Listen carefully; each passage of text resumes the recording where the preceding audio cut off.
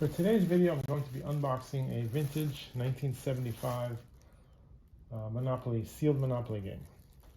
This is actually the result of a few requests I had after my previous videos where I had unboxed or opened sealed Monopoly games from the 1960s era.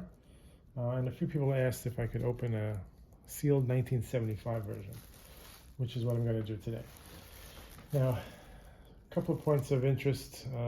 If you've seen my previous video on how to date various Monopoly games, you'll know that this board art, the cover art I mean, showing the board and the dice and the race car, dates from 1975.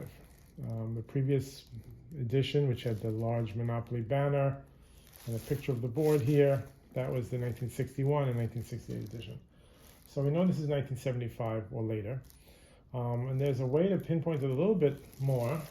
If you look on the side here, you see this logo.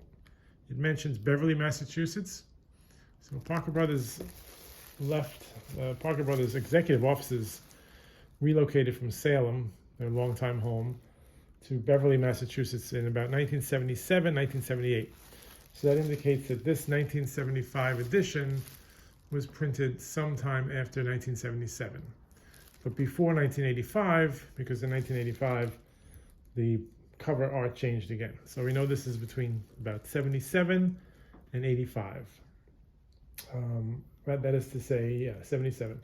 It's a 1975 copyright, but it was printed at least 77 or 78 because of that indication of Beverly.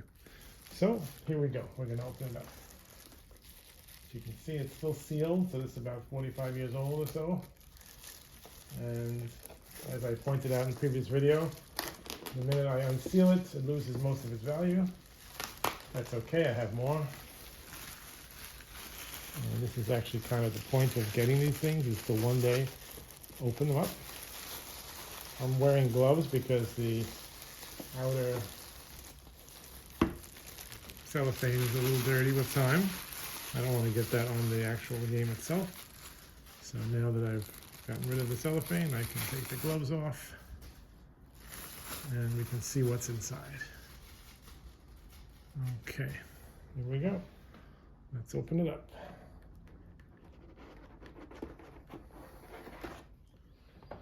So right away you see that we have the blue board with no sticker on it.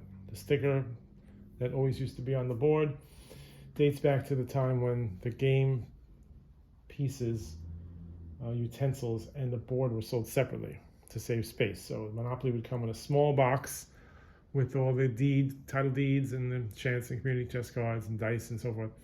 And then the board would be separate. So they would put a sticker on the board indicating which game that was and which box of utensils it would be sold with. Then when they made the number 9, the longer box, they put the board in here, and they continued the sticker until General Mills took over Parker Brothers, purchased Parker Brothers in 1968, and then probably in a brilliant move to save money, they got rid of the sticker, which was actually kind of nice to have on there. So we already know it's a 1975, but this is another indication of the date. We'll take a look at the board. Obviously, never been opened before. That's kind of fun. And there it is, a brand new 1975 Monopoly board. Put that aside. And we'll turn this around a little bit and see what's going on inside here. So the first thing that's different, you notice right away, the insert, which is just a space, take up space, used to be red and had a kind of a Mondrian design there with the race car and the dice. Now it's a blue insert with questions that people ask about Monopoly and Monopoly rules and Monopoly facts. Kind of interesting. You've got the one single instruction book.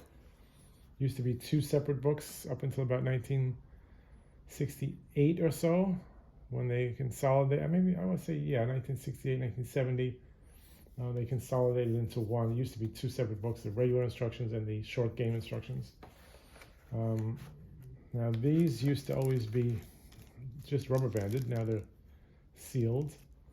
Interestingly, there is a certain order in which the cards chance, community chest, and title deed cards are always in a certain order, which may seem random.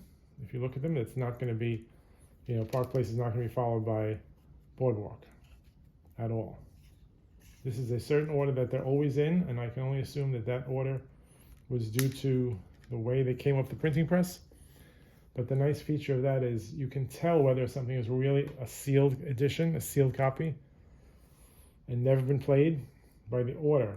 And I won't give away the order, except obviously you all just learned that Park Place is on top, Grand Opera Opening is on top, and Advance to the Nearest Railroad is on top. And the order underneath is always the same for all three sets of cards. There's a specific order. It seems random, but it's a specific order. And that tells you that the game has never been opened or played. There's always the possibility of someone, putting a Monopoly game back together, putting a cellophane seal on it and selling it as a sealed edition, which would sell for $100, $150 as opposed to $20.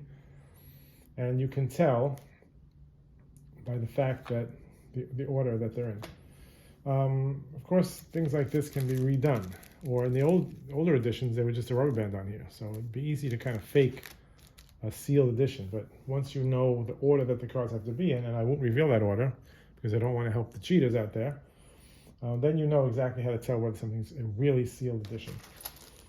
Another interesting fact is that during this period, every edition I've opened that's been from 1968 or later, in that this late 60s, early 70s, there's no battleship and there's no cannon.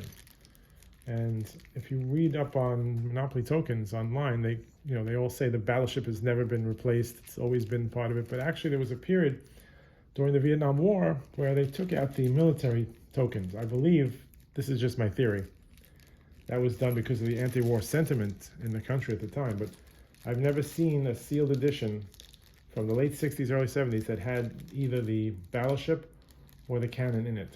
And the battleship, of course, cannon's kind of not that popular, but the battleship was one of the most popular tokens. And it had to be intentional that they weren't in there. So as I said, my theory, the anti-war movement possibly. So the difference between a 68 to 75 edition so far is the insert, the fact that the chance and community chest cards are sealed in an envelope. They used to just be rubber band. This is still rubber banded.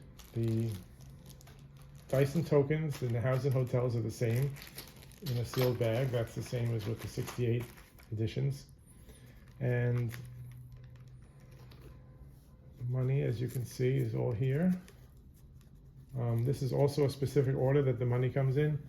In earlier editions, the chance and community chest cards took up one section of this cardboard, and the money was split into two.